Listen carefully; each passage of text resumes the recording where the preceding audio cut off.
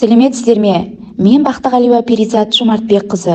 Исатай ауданы Зенеден ауылының Ақбота бөбекжай бақшасында тәрбиеші болып қызмет атқарамын. Еңбек өтілім 10 жыл. 1993 жылы 14 мамырда Атырау облысы Исатай ауданы Забурын ауылында дүниеге келдім. Мен 2017-2019 жылдар аралығында Халел Досмағамбетов атындағы Атырау университетінің мектепке дейінгі оқыту және тәрбиелеу мамандығын тәмамдадым. 21 ғасыр жаңа технологияның заманы. Білімді жанашыр ұстаз бақшаның жаны һәм жүрегі.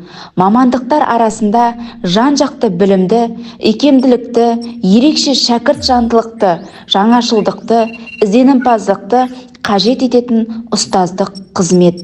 Мен балабақшада қызмет еткеніме ризамын. Осы жылдар ішінде мамандығымнан ешбір жалыққан емеспін. Өйткені менің жас бүлдіршіндерге арнаған уақытым өмірдегі ең бағалы уақыттардың бірі.